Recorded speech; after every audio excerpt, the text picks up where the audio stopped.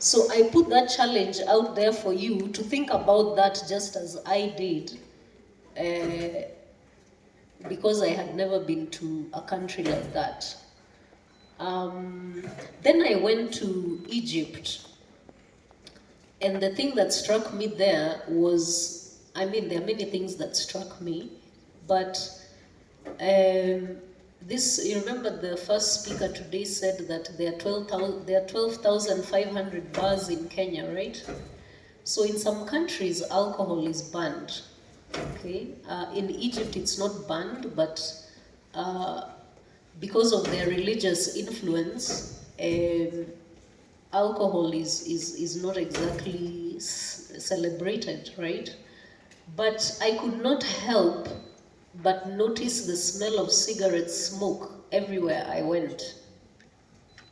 Okay, so as Kenya has 12,000, Nairobi has 12,500 bars, you can have the smell of cigarette smoke in Cairo. For me as a mental health professional, that tells me about the self-medicating strategies in a different context. Okay? In Nairobi, we might be self-medicating with alcohol. In Cairo, I might self-medicate with cigarettes.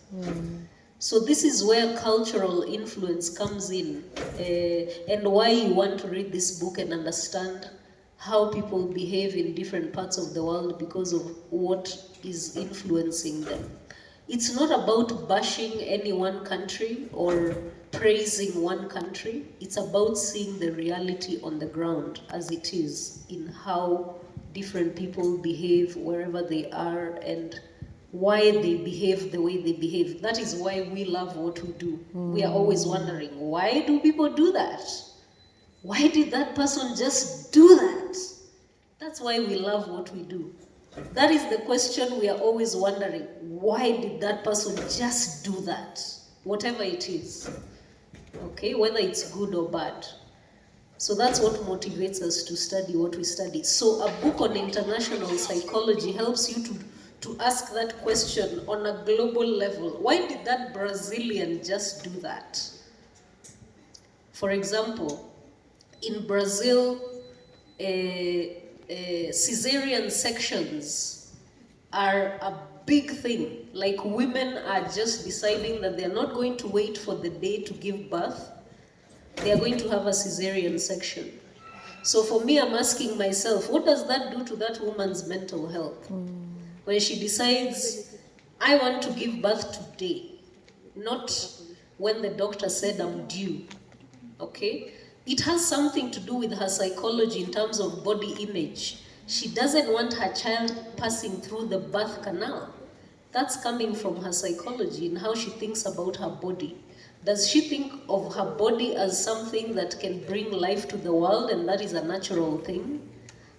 Maybe not, because she's now thinking that this child needs to come out of my body so that I can get back to business, you know? So these types of different psychologies are existing in the world, and it's good to know about them. We're going to take a small break to do a photo, and I hope you'll all come back and we can be able to continue and talk about Saudi Arabia and the psychology of Islam. Okay. Wonderful. Yes.